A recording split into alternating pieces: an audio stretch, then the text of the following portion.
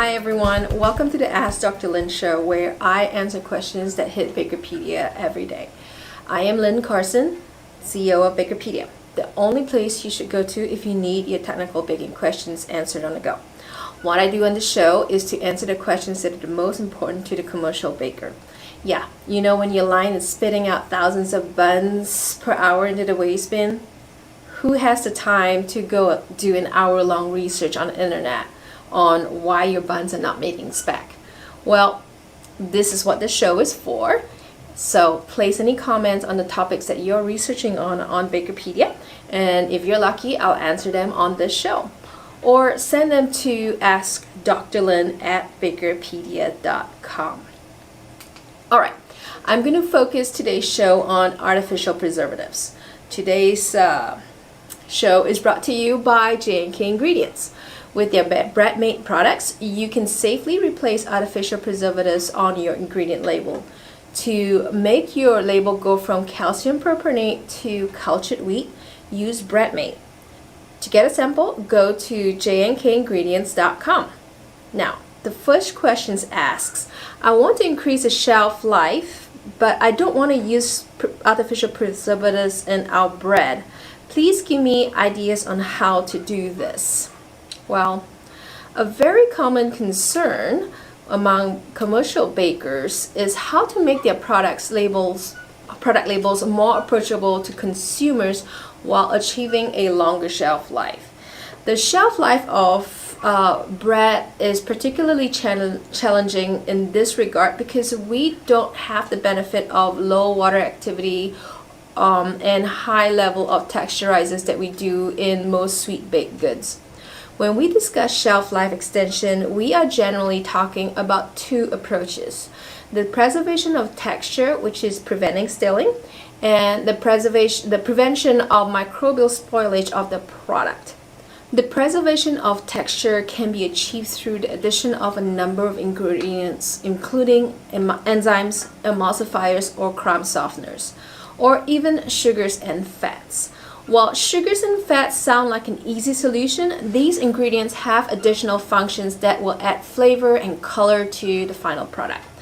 Not to mention, they will impart processing difficulties like longer mix times, softer and stickier doughs, less structure to both the dough and finished product. Ingredients commonly considered as artificial preservatives for texture to achieve a softer crumb over time are emulsifiers such as SSL, which is sodium stearolactylate, CSL, calcium stearolactylate, monoglycerides, and more. And as we clean up our labels, the use of enzymes have been at the forefront of clean label users for crumb softening. You can use enzymes to replace these texture-affecting ingredients. Certain types of amylase enzymes can perform to benefit the softness of the product. But the choice of enzyme will really depend on the thermal profile of the product during baking. Because starch gelatinizes at 140 to 167 degrees Fahrenheit, if amylase are active during that time, dextrins will increase, starches will be broken down, and the crumb will become softer and thus resulting in less stilling. If this process happens in excess, the crumb will become gummy, sticky, and fragile. So be careful when using amylase as enzymes. Understanding the thermal profile of your product during baking and cooling, as well as working with your suppliers, will help you find the enzyme package that will work for your product.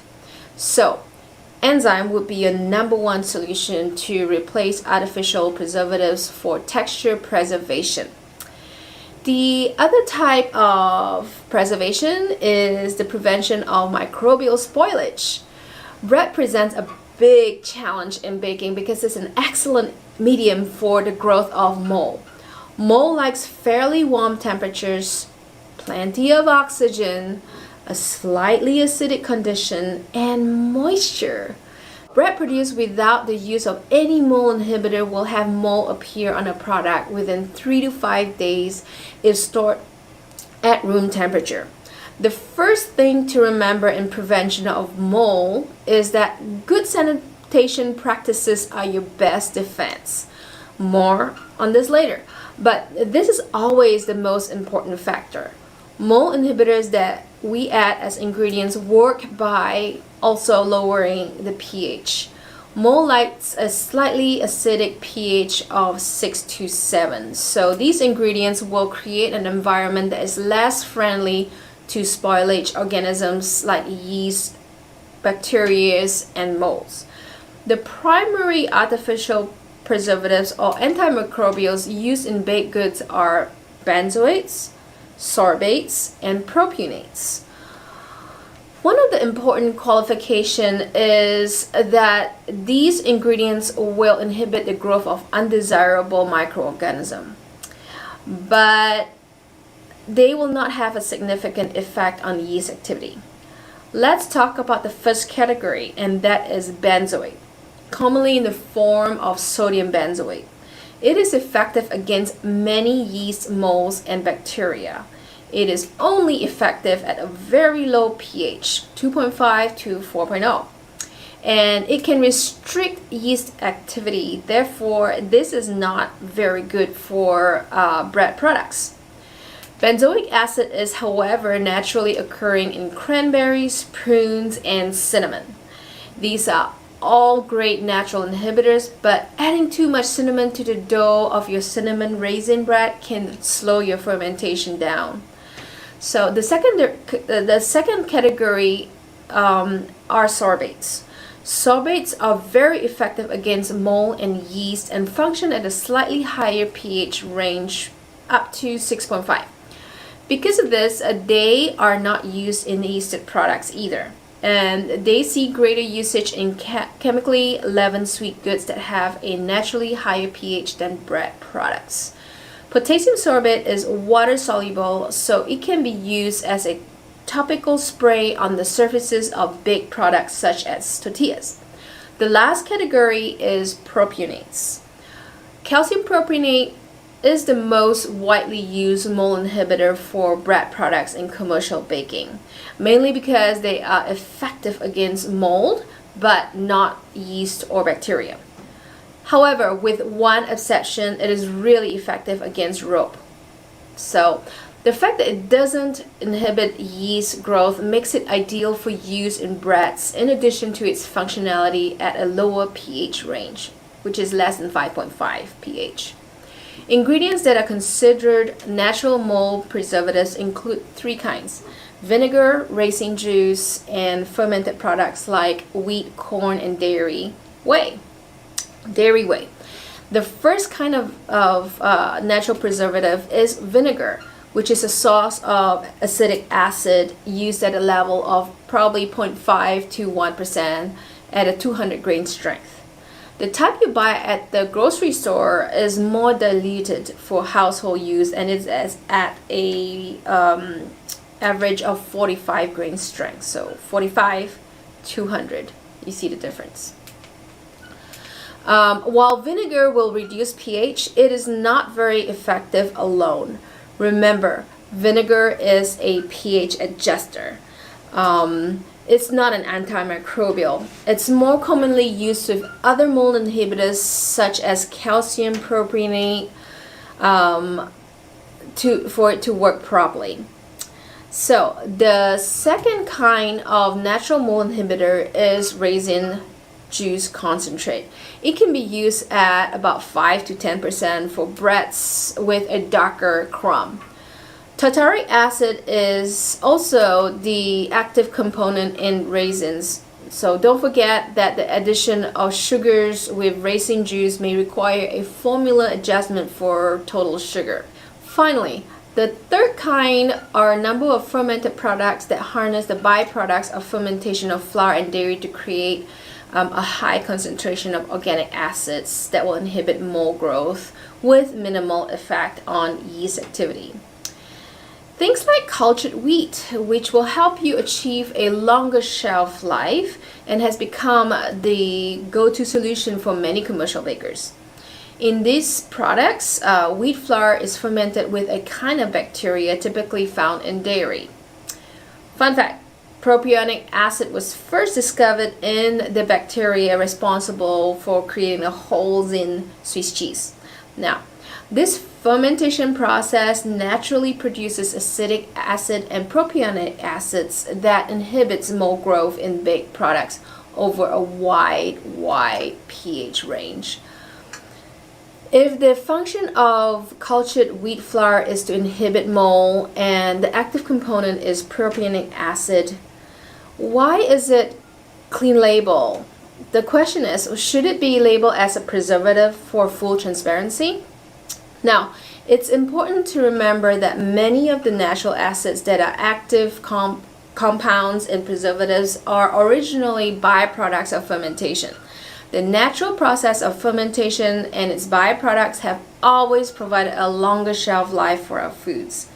Propionic acid is just one of the products that is the result of this natural fermentation process, and it occurs in foods from cheese to baked goods with the result and benefit of a longer shelf life. Therefore, naturally occurring acid is clean label. In other systems, sugar is a preservative for lowering water activity, salt is a preservative for meats. Many other naturally occurring ingredients have functions as preservatives. Because an ingredient has other function in taste and texture, we shouldn't be labeling based on those functions. We should just be transparent and label the whole ingredient that is added to the formula. In this case, it should be labeled as cultured wheat. So in answer to whether it should be relabeled as a preservative, the answer is no. Next question is, can I make cultured wheat myself and use it in my bakery? The process of making the highly concentrated cultured wheat products we use as ingredient in commercial baking is not replicable in a bakery condition and is not quite the same thing as sourdough. The preferments in sourdoughs that utilize lactic acid bacteria to create unique flavors also inhibit spoilage and improve texture to some extent, but they are not nearly as effective as industrial cultured wheat or similar products. So no, you cannot make cultured wheat yourself. It's not advisable. You may end up with a soupy mixture that may or may not work. Next question. Okay, does cultured wheat come in liquid or dry, and why?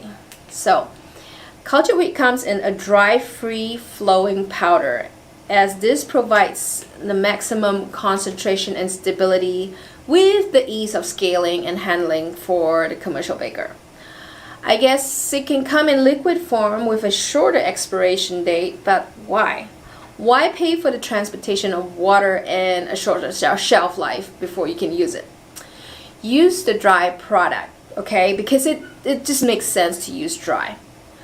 The next question asks, why does the cultured wheat product that I use make my bread smell so sour? Well, that's because you're using too much. So bring it down a notch, baker. Don't need to use so much cultured wheat. Don't forget, clean your surroundings. Use less cultured wheat so that your product doesn't stink like cheese. One of the reasons why your products stink like cheese is because of the propionic acid. Propionic acid at a higher level is considered a cheesy, sour flavor, and this may be detected as an aroma in some of your products. So it's always good to keep in communication with your ingredient supplier to help you learn how to use their products in a way that maintains your quality standards. So let's stop the blame on the cultured wheat. Clean more, use less cultured wheat so that your product doesn't smell cheesy, okay? Next question. Why does the cultured wheat product not work as well as calcium propionate? What can I do to create a longer shelf life without mold? Alright, $1,000,000 question. So, you do know that natural solutions are going to be weaker than their synthetic counterparts, right? It's the process that creates the high concentration and effectiveness of that artificial product that makes them artificial. Don't forget. So part of that package is that, I have to remind you that prevention is the best and the most important safeguard against the growth of spoilage organisms. No preservatives is going to save you if your product is contaminated after baking. So, clean up! The most critical time for your bread is during cooling, when the product is between about 160, 165 degrees Fahrenheit or about 70 degrees Celsius. It is usually packaged. The baking kill step really sterilizes the bread, right? So it cleans it of any kind of mold. So understanding where contamination is coming from during cooling is the key prevention. Your main sources for contamination during this critical period are as follows. Follow these 8 points to help create a longer shelf life without mold. So 1. People can contaminate equipment and product. That is why we should expect employees to wash their hands on a regular basis or use gloves more commonly today, especially if your people are handling a finished product. Put those gloves on and be clean and change those gloves out regularly. 2. Air or atmospheric compressed air carries mold spores. You should keep all doors and windows closed as well as have positive air pressure in the plant, and all air should be filtered. All air handling units should be cleaned and sanitized on a regular basis. Proper attention should be given to compressed air lines as well. Number 3. Equipment must be cleaned on a regular basis to ensure they are free of mold, and all food contact surfaces must be properly cleaned and sanitized. Now, this is a must, because whenever the food is coming into contact with something, that thing needs to be sterilized and cleaned. This is especially important in cooling conveyors and packaging equipment, especially whatever's after the oven. Now, organic debris is the number 4 concern. So, organic debris should not be allowed to accumulate. So things like old products, stales, crumbs, waste, dough, etc. These should not be allowed to accumulate in food product zones or even in the proximity of food product zones. The organic debris provides a great home for mold. And once mold establishes itself, it produces more spores. So trash containers are notorious for having mold. So trash containers should be cleaned and sanitized on a regular basis, like every day. So, next point, number 5, dead spots. Dead spots within the building are areas which are not receiving regular cleaning and sanitizing. Go clean your dead spots, please. Alright? So, number 6 is packaging. Packaging could be a source of mold contamination. Make sure that you properly store packaging material as well as keep boxes closed tight. Don't let packaging be exposed, okay? It's never okay to do that. Number 7, return products. Nobody ever have return products, ever. Not. Okay, return products. Don't just leave the return products anywhere you want to leave it. It's yucky. I mean, when someone returns something to your bakery, you have no idea where it's been to. So don't be dumping return products onto new products, because there's always a risk of contamination. I know sometimes your receiving area is next to your cooling area, right? So try to keep your returns in a whole other area, okay? Because it's only crucial that you just make sure whatever's in your cooling area is clean and sanitized. Number 8, if you're in a humid area, ingredients can be stored and become a medium for mold to grow. So either separate your storage and cooling area or ensure that all your products are stored at correct temperatures and properly contained. Preferably, no ingredient storage should be done after the kill step, which is the oven. And never any ingredient storage in the bread cooling area, okay? Remember that. Alright, that's all the artificial preservative questions I can comment on today. Remember, if you have more questions, we have boot camps coming up at the Wheat Marketing Center. Click here on this link to sign up. There are limited sittings, so sign up today. If you have more questions for me, send them to askdrlynn@bakerpedia.com. It's time to wrap up. So BAKERpedia remains free because of our sponsors. So please support our sponsors.